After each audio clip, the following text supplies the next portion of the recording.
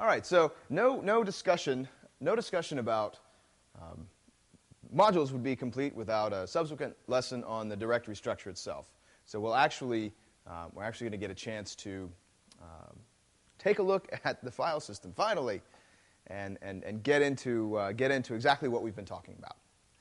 All right, directory structure. So this is the first thing that you'll notice when you open the Magento file system. Some of you, this will be your first time seeing the code. Others of you, you've been here before. You've done this dance. So in your Magento root, this is not a complete list, but these are some of the important players. You have app, JS, library, media, skin, and var.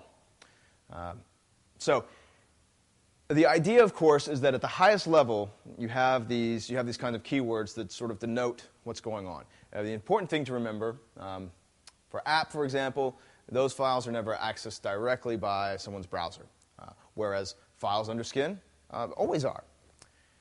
Media is for storage, libraries for different library files, and JavaScript are for your, well, we'll look at JavaScript in a second. So, and then, of course, you have index.php, your htaccess file if you're using Apache, and cron.php. So we'll be explaining all of these in a little more detail. So the app folder, this is where all of the big stuff happens. So in the app folder, you have code, which contains all of the code pools, community, core, and local. You have the design folder, and so this is where your templates and layout and some of your locale things are.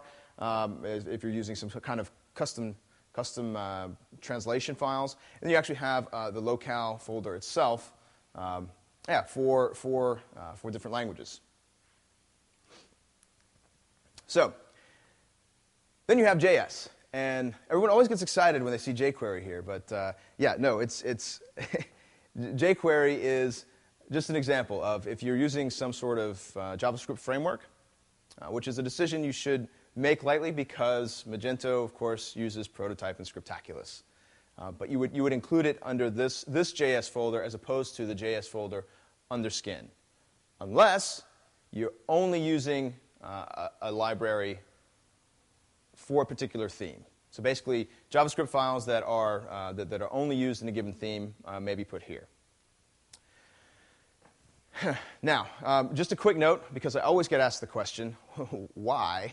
Why does Magento settle on Prototype? Well, the reason was development was started years and years ago, and at the time, jQuery was very young and was not suitable for what they wanted to do. Some good news, as far as I know, jQuery will be the framework of choice for Magento 2. I haven't seen that myself yet, but that's what I've been told.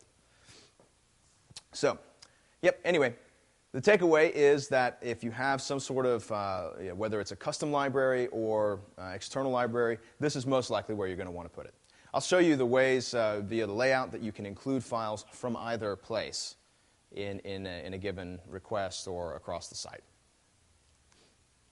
So the library folder is somewhat analogous. You have all these different libraries that Magento uses. The autoloader, which we will be looking at in detail, the autoloader actually can access this directory. So we'll look at the implications of that later on.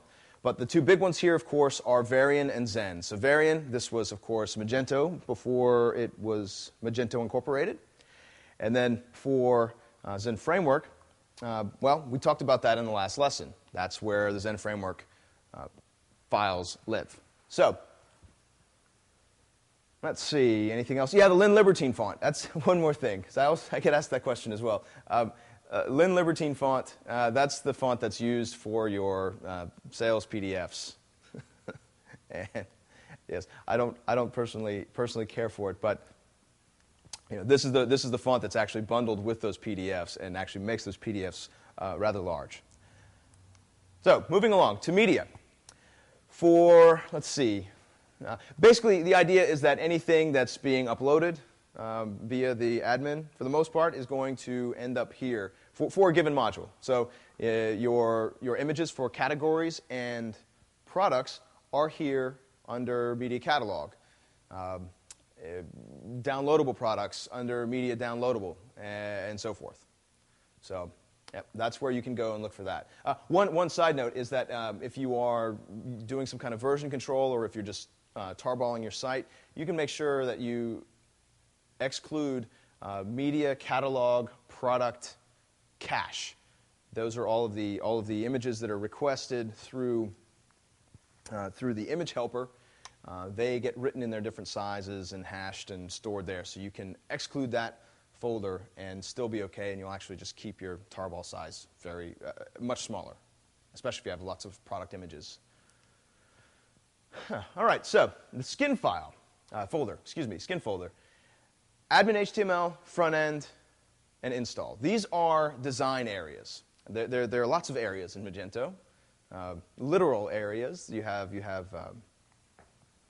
kind of event areas and configuration areas, but really the one to consider is in this case is the design area. And you'll see admin HTML, front end, and install. You'll actually see these same three folders under app design. So we'll kind of look at how those two sync up in the design lesson that we'll have on Wednesday. But just be aware that obviously for your admin related images, CSS, JS, you can put it under admin HTML, and for anything on the front end, in the front end. And then, of course, the install, I think, explains itself. So if you wanted to custom brand the install, well, you could do that here. That's actually what the enterprise theme does. var folder is just simply for transient data. Nothing that you care about retaining should be left in var. var is sort of by definition, by design, intended to be emptied out whenever. For example, you can delete the var cache folder entirely. Magento will recreate it if it needs it. Sessions can be stored here depending on your configuration. Basically, anything in here, plan on it going away. So if you care about a certain log file, which would be under var logs, make sure you copy it. All right. So, any questions so far on the directory structure? All right, so there are no questions. It's time to look at the actual what modules look like in the file system, and this is what you'll see pretty much every time you look at a Magento module. Now, for reasons that we'll get into when we look at the autoloader, I can tell you that there are a few files here that are convention-based, and a few that are configuration-based. Now, the ones that are important to remember, well, actually, I guess I'll change that because I guess controllers is somewhat configurable. But for the most part, if you'll remember, block. Well, no, I'm sorry. I'm telling you a lot without actually having, some of you have never seen this before. But let me just say it this way. In a Magento, in the Magento module directory, you'll have block, helper, model. If you have these files, you're not required to have this structure. But you'll generally see block, helper, and model, which obviously would contain files of that type. And your controllers directory, so this is where all of your controller files go. Your Etsy directory. Now, this is where your XML configuration. So I'm sure some of you are familiar with Magento's vast use of XML, and some of you are just about to get into that delicious world. But that's where those files live. And then you have the SQL directory for upgrade scripts. And we'll be looking at those. This is one of my favorite parts of Magento, but that'll be on Thursday. So when you're configuring your module, just suffice it to say that you specify a path that will get you here to block, helper, and model. And so it's possible to change these easily in your configuration, but I always recommend that you use block, helper, and model simply because that's what Magento does, and that's what other developers will expect that you've done. Okay. So again, I guess at any meaningful module, the very simplest module that you could have would only contain an Etsy folder with some configuration file in it, config.xml. Yeah. So for each of the different types, basically what you have is you have the configuration. So from your Etsy config, you have your configuration getting you up to here, up to block. And then you have inside there basically whatever you're passing in. So instantiating things in Magento are done for blocks, helpers, and models is done through factory methods. And these factory methods take what you have configured basically up to a certain part of a string, and then after at the end of the string, we'll just look in the file system using underscores as the important, basically the file system delimiter. So what that looks like, for example, for blocks, we use a function called createBlock. So you would see create block. And then for, we could say, let's say we have product view. That's a good block to use. So the class would be, we'll be dealing with this a lot. This is used everywhere in Magento. But just as a preview, and just to kind of get you starting to think on how the file system maps to these factory methods that you'll see, we'll take, for example, Mage, catalog,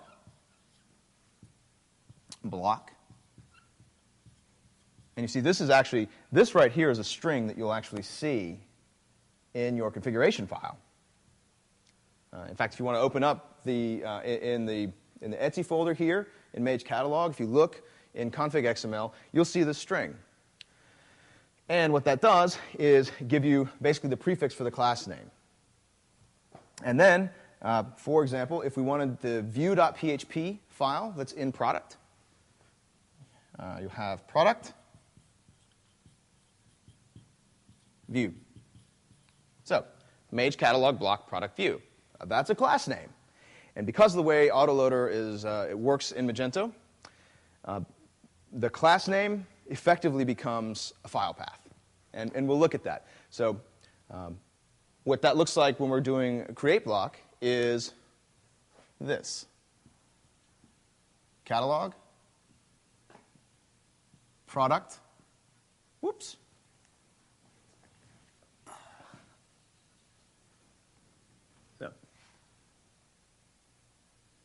So catalog, product, underscore view. All right. Now, what you see in the configuration, Mage catalog block, that is really aliased here. So what the factory method does is it takes this, looks into configuration. If you have your configuration set up correctly, we'll find this, and that's under config global blocks. You'll see a catalog node, and then inside the catalog node, you'll see a class node, which contains this. That's called the class prefix. Simply, it's the first part of the block names for the catalog module. And then everything after this is the actual class that you want to get. So in our case, we want to get product view. So what happens is we build this string out using this, and then this string becomes, eventually is going to get passed to the PHP new keyword. So, like you're normally used to instantiating classes in PHP, you would just say, new Mage catalog block product view. What happens, though, is that before PHP would throw a fatal error because it doesn't have this definition loaded. So, when the application is instantiated, you don't have, you don't have all these files being included and evaluated. It would be really slow if you did.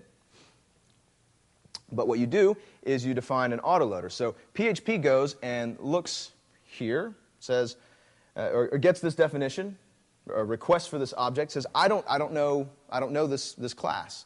And before it throws a fatal error, it says, do I have an autoloader declared? And of course it does. That's in your Bootstrap file. That's we'll look at that. We'll look at that in a minute. But Mage catalog block product view ends up getting passed to the autoloader. That's variant autoload class. And these underscores get, basically, they get converted to spaces. So this whole thing is lowercase. These things get converted to spaces. This one would be all lowercase. Then we run UC words, add slashes here, and that's our file path. So, I don't know if that's going to totally make sense. It takes people a long time to really get this. It's a very important thing, because once you understand this, you'll save yourself a lot of time working with Magento. So, so think about it this way. This is going to look in a configuration node somewhere. I'm going to find the class prefix, Mage catalog block, and then we're just saying, hey, I want to use Mage catalog block product view.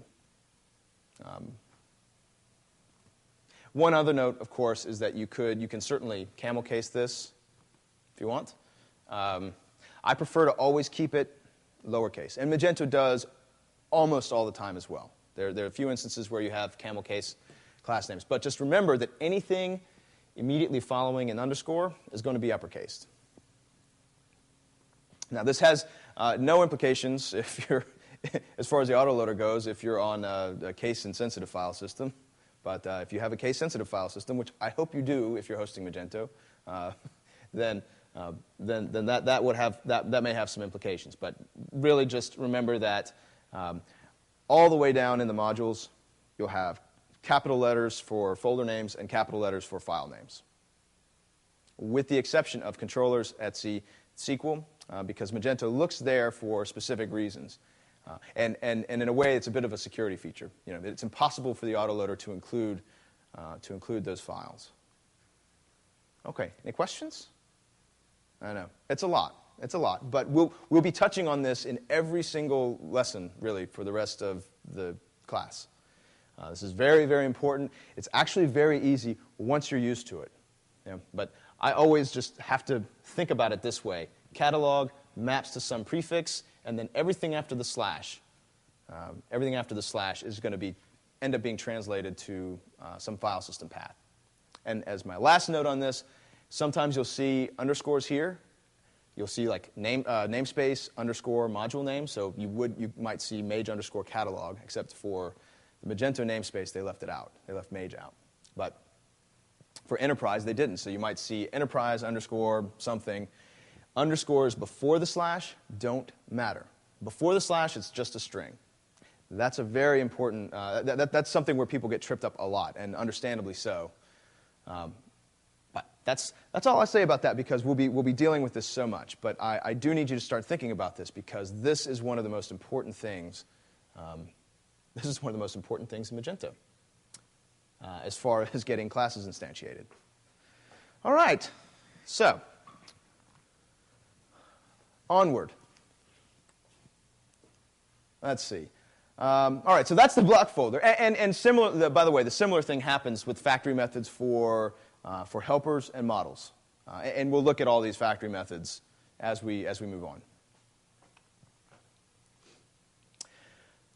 Now, the controllers. So these are the files that are going to match some requests. So if you're looking at a product page, that actually, you may see a nice URL in the browser, but what's actually happening behind the scenes, through a process that we'll look at later, is there's some configuration, of course, and then some file system matching. But the big thing to remember is that it's little c controllers. So little c controllers, these are your router files that are going to match some route that you're on, and do something with the request, we hope. So for catalog product view, that's a product page. So that would be site.com catalog product view ID 10. That would get mapped through configuration all the way up to Mage catalog controllers. And then, and again, these aren't loaded through the autoloader, but it'll get matched through configuration to Mage catalog controllers, and then from controllers into the file system. It's basically, and then once we get to the controllers folder, it actually just is more like a conventional routing system in that these are basically translated are matched based on paths.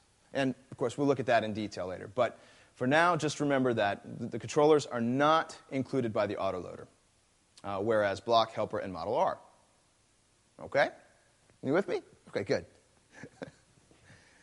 Okay, so let's see. Etsy. As I mentioned earlier, Etsy, it's a place for more XML.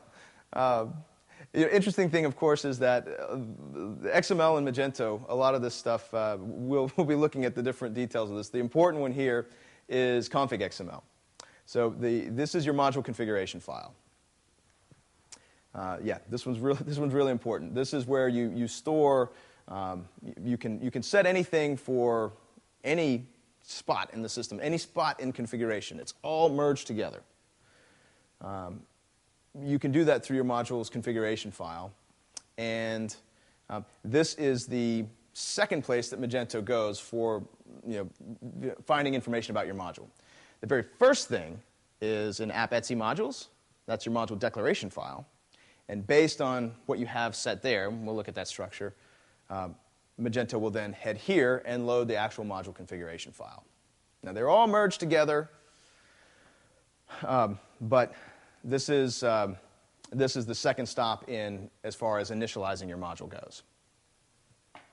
And then we'll also be looking at admin HTML and system XML on Friday as we get into our admin HTML module. So more on those later. Yeah, helper and model, more of the same. It's this exact same pattern. Different factory method, but exact same process. And the XML configuration is almost identical. You just are changing nodes. So I'll be showing you that. And as I mentioned earlier, the upgrade scripts. So you have install and upgrade scripts. These are through versioning, version number that you specify in your module configuration. These will be, the system will look for, we'll try and find files in here that match certain version number patterns, and we'll execute them. So this is quite simply how a module, you can install a module, and it will do things to the database. Very, very cool, especially if you have a team environment, and you need to set some configuration automatically when someone checks out code from the repo or clones the repo. All right. Okay, so you guys are doing great so far. This is I know this is getting big here. Code pools. So if you remember earlier, we were talking about the app folder, and we have app code. And inside app code are our code pools, community, core, and local, or in order of precedence as far as the autoloader is concerned, local, community, and core. So what happens with the autoloader is, and if you look in Mage. Yes, let's take a look at this really fast. This is very, very important. All right, so I want you guys to open up the Bootstrap file. That's app Mage. So through an initialization process, which we will discuss, a request comes into the index file, index.php, and that file will include appmage.php. So that's here. So again, that's under your Magento root, under app Mage. And this contains the Mage class itself, along with some auto-loading magic. So basically what we have to do is set up this environment where Magento can go and find these classes that are being requested. So again, all these factory methods do is build a class name. And then based on the class name, if we don't have a definition present in PHP, the autoloader kicks in because it's been included here and registered. And we define basically the paths where everything is looked up. So in order of precedence, you have local, community, core, and then lib. So if you have the same file path under local as you do under core, the definition of the file that is found under local would be included first. I hope that makes sense.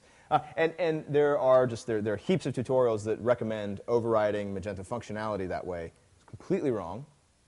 Magento gives you numerous ways to change functionality of existing classes, our core classes, and I'll show you that stuff. Don't use this. You really pretty much should never, ever need to do this. So if you look in the lib folder here for variant autoload, so lib variant autoload, that's this file here. Let's make this bigger. And this is where your class names are converted to file paths. So the underscores are, let's see, the underscores are first replaced with spaces. So this class name, Mage Catalog Block Product View, is passed into string replace. Replace the underscores with spaces. Run UC words. So that's going to uppercase each word. And then use the directory separator, which we have defined previously, and replace the spaces with the directory separator. So that's the process. Basically, any underscore here is effectively going to be translated into a slash, and then we're going to include that file right here. And then, of course, the very last part of the class name, in this case view, will just append .php to it. That's how that works. That's autoloading in Magento. That's probably caused, thousands and thousands of developers, thousands and thousands of hours just by not understanding it. So just remember, you can check the functionality out there. But the things to remember, catalog block product view, in this case, Mage catalog block product view. This is the class name that's built by the factory method. And then basically it's between PHP and the autoloader to figure out where it's found. That's it. It's that simple. It takes a little while to understand, but it's that simple, I promise. Any questions? Okay, good. All right. So, code pools. Code pool is a unique directory that consists of grouped code. Yeah, code pools. The important thing in Magento, those code pools, core, community, local. Now, where, again, the important thing as far as Magento finding your module's configuration, Magento will look under wherever you set your code pool in your module declaration. Now, and more on that later, but really, for right now, just remember that code pools are under app code, and you have core, community, and local. And generally, community are for released extensions, release modules that are out there for more than one person. Local will be where you'll be doing a lot of your own work. Effectively, they're all just places in the file system. Just so happens that the system looks in local first, then we'll look in community, and then we'll look in core as far as finding files goes.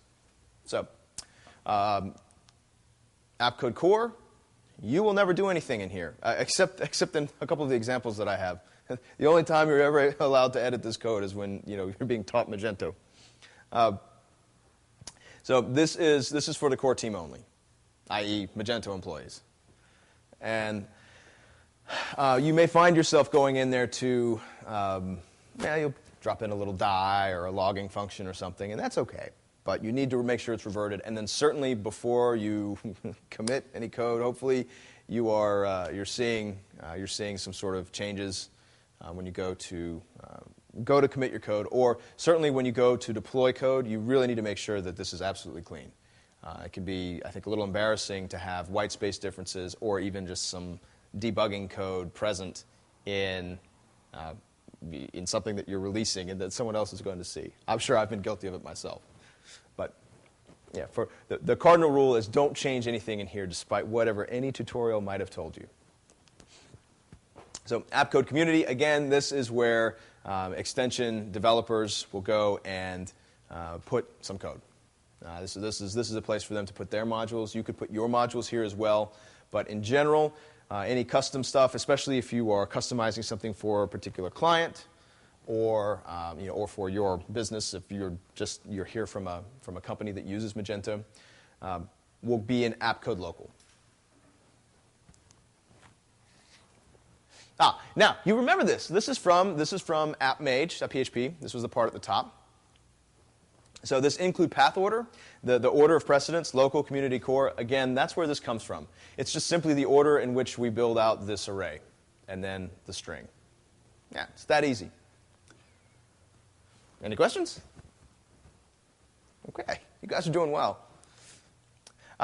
one note, fresh from the Magento development team, you can add your own code pool. For example, app code debug. You could just simply put it, if you want to put it, add it to this array. Or you can, if you want, add it in this way and just sort of prepend your path ahead of all the other paths. And that way you could include your own custom implementation of this, the product view block for debugging purposes, based on your IP address. Yeah. Just a hint, you can use it. It's very cool. Namespaces. So, what is a namespace? It's just a folder. We have to do this for the time being in PHP. This will keep us from having any kind of collisions. So for Magento, the namespace is Mage. So basically, the namespace is going to be the first folder underneath a code pool. E.g., app code core Mage, or app code core enterprise. Mage is a namespace. Enterprise is a namespace. And what that does is it keeps us from installing a module. It should keep us from installing a module and overwriting anything. Yeah, pretty simple concept. So here, the namespace would be training, and the module would be foo. It's a very important module. It's foo. So you could also, and this actually demonstrates exactly why it's needed. It's a convention among many developers, myself included. If you're going to override, if you're going to basically rewrite a class either to change some functionality or add functionality, which you can do via configuration, and we'll be doing this shortly. I like to, if I'm looking at a module, because we deal with lots of different clients, so I may not remember 8 months from now what's been sort of customized for a given site. I know I can look under app code local in my company's namespace, and if I see something, a module name that is identical to a core module name, I'll know that I'm probably rewriting something. So if we were to use the Mage namespace, Mage catalog, and specify app code local, Mage catalog, block product view, well then the Magento core file wouldn't actually ever be evaluated, because the definition would be found through the autoloader in our namespace first, or in the local code pool first. Sorry, not our namespace, if I have Mage here. And that is not good. You have to have a really, really good reason to do that. And the only time I ever see it used in any kind of justifiable way would be to override abstract classes, or some base classes that lots of other classes extend from. And that almost always, more often than not, is an indication of a bad implementation.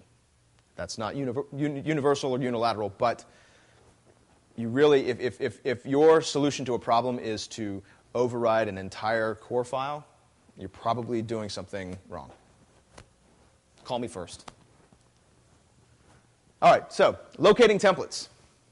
So we're good. So now we've covered basically the app code space and the autoloader, and no one has gotten up and left the class yet. That's really good. I'm very pleased with all of you.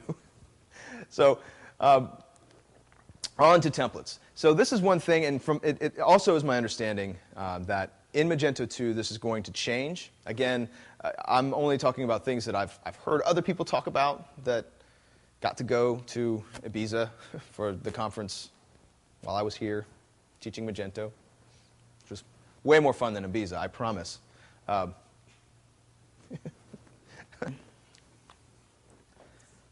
it's my understanding that templates will be part of your module, your modules directory.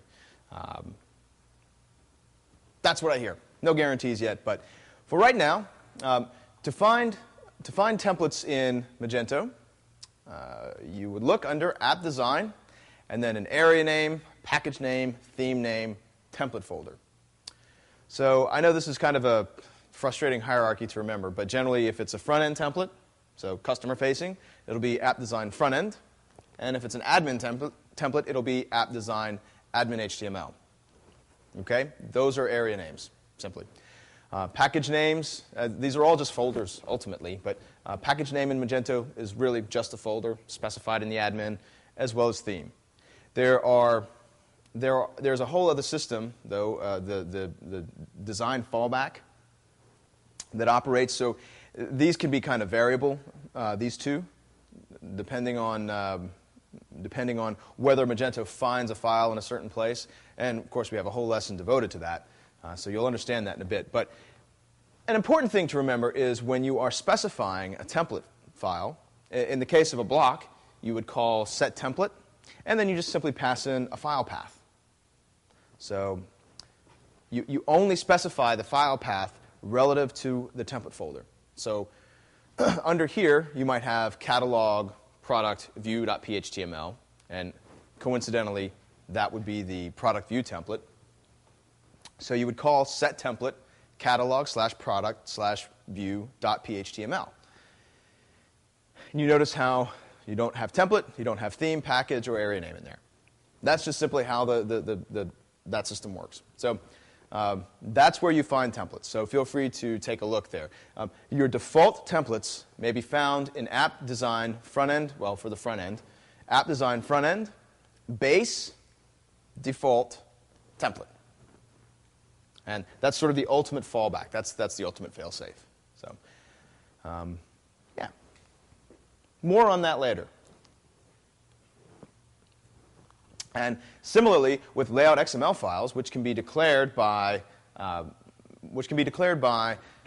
module, you'll have, again, app design and then front end package name, front end package name or admin HTML package name, theme name, and then a layout folder. And in your module configuration, you only declare things relative to the folder that contains them, the layout folder. So by convention now, Magento didn't really do this at the beginning, but it's now sort of the convention to do this, and that is to have a folder under layout, like with your namespace, and I like to use namespace _ module name, and then your actual layout file. And of course, we'll be doing this as well, so you'll get to actually see this in action. Now, skins. So skins are also specified in configuration, or you fall back to front end, for example, front end base default. But yeah, it's a similar convention. Instead of app design or skin design, you just have app design front end or skin front end, and then your package name, your theme name. Specify this information, and then you can use your namespace. I'll let you look through that and decide what structure works for you. We'll talk about some of the implications about how you do this a little bit later on. But yeah, this is where skins are found, and the skin assets are found. So the other thing is JavaScript. And JavaScript, as I mentioned at the beginning of this lesson, is found right under right under the directory root.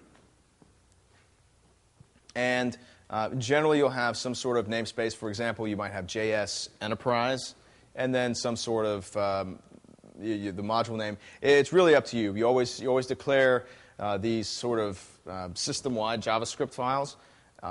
You reference them relative to the JS folder. So the call would be for the head block, add JS, and then you specify a path. And then I think this is the last directory. Again, transient data. The goal here, of course, is just, you would always want a namespace, protect your module information somehow so you could have namespace module name. You don't have to do this. It's just recommended. But obviously anything under var is considered OK for deletion at any given time. OK, so now we're going to just, I'll lead you through as we go and find these different files that I was just talking about in the file system. OK, so our first task is to find page.xml layout file. So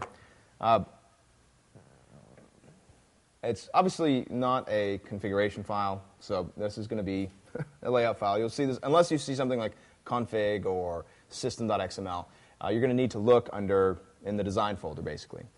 So the location of this file, let's see.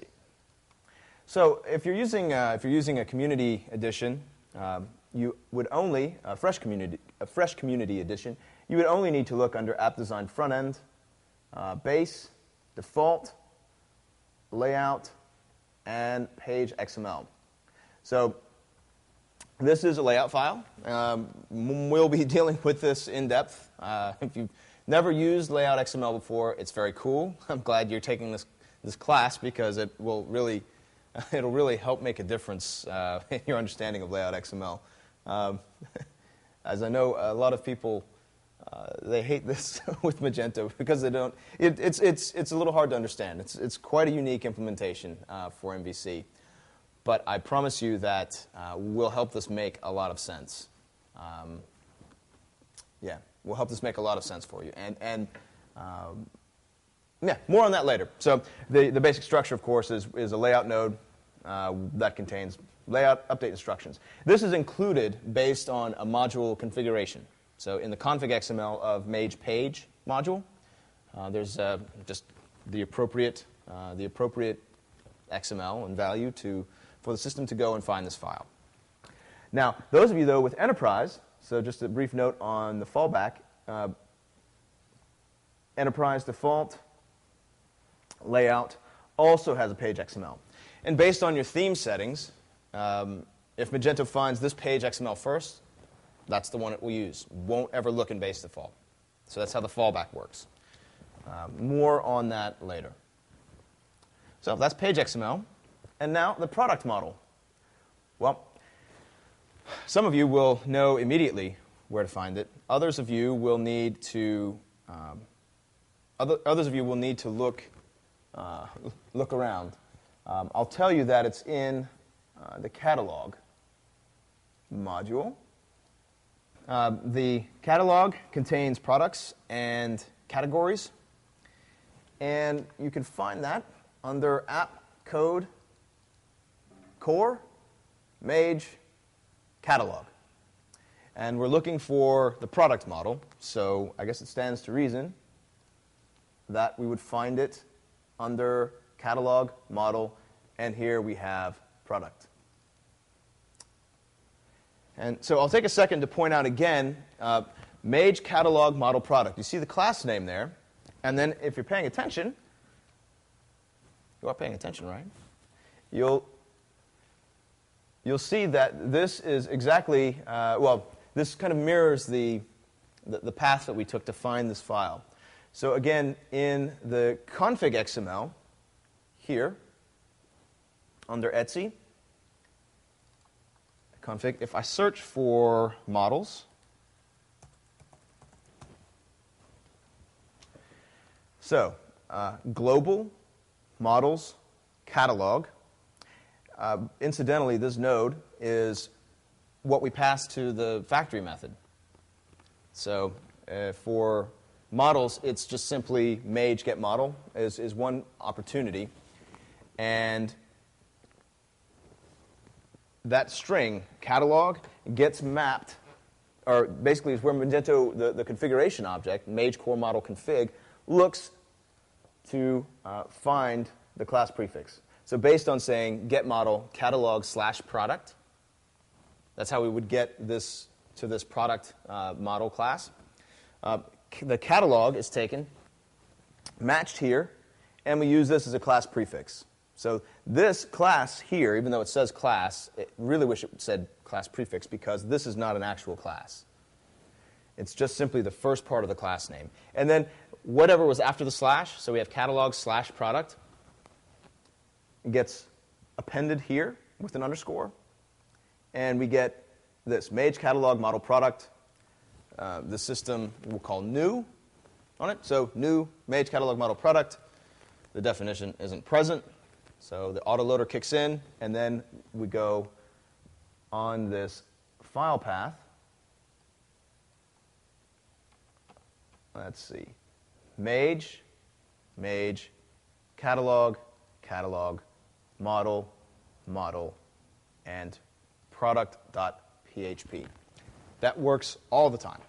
So again, just continue to think about it. I'm going to say this a dozen more times at least in the course of this class because it's very important to understand. And it sounds very simple, but it just takes a while to get into your brain. Incidentally, the fact that it extends Mage catalog model abstract, this wouldn't go through the factory method. This just gets called directly, and so the autoloader will also have to find this. And it does the same thing, Mage catalog model abstract, yeah. Mage catalog model abstract.php. Very good. All right, so that's 2. Now let's go into the third one. Order collection. Orders are entities that exist under the sales module.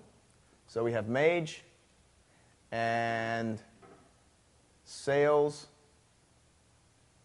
Now, their collections are models. They are also stored in basically according to configuration. But what we have here, let's see. Their collections are a special kind of model. We'll be talking about the different types of models. And they are found along a different configured path in the module structure. So in this case, it's sales model MySQL4 order collection. And this particular one will make a lot more sense to you once you've seen resource models configuration. But again, up to a certain point, we have a configuration, and that's actually Mage sales model MySQL4. And then after that, it's a similar factory method call. It's just, you could call get resource collection. I'm sorry, get resource model sales / order _ collection. And through a similar process as we saw with the product model, the configuration would get you up to Mage sales model MySQL4. And then the order _ collection would get us to here. All right. Good. Hope some of you are starting to get this. All right. Now, just a couple more that are fairly interesting to me as well. The checkout JavaScript. The first time I went looking for this, I was pleasantly surprised.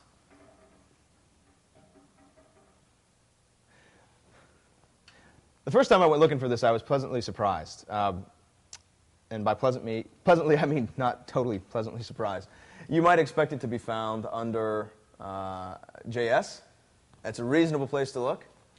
So under JS, well, there's Varian, there's Mage, some translate. Varian, we have accordion, configure. Nothing here. And interestingly enough, it's actually under the skin folder. And the reason for this, of course, is that the checkout.js, this is tied to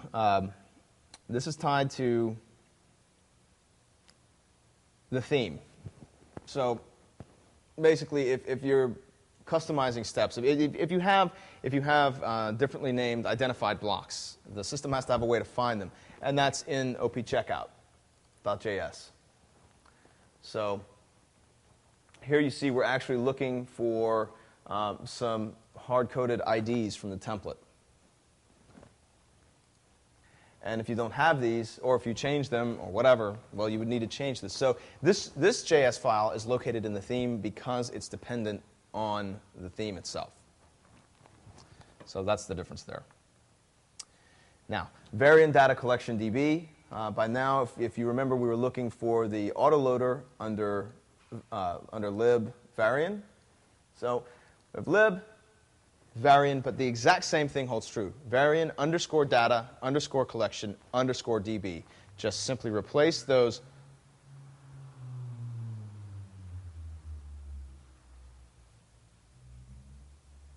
Just simply replace those for variant data collection DB. Just simply replace the underscores with slashes in your mind and add a .php to the end. That's all you have to do. And you know that based on the autoloader, we're going to look in AppCode core, AppCode local, AppCode community, AppCode core, and then lib. So under lib, we have variant data collection DB. Very good. Any questions? Okay, cool. All right. So let's close this up and get ready for the next lesson.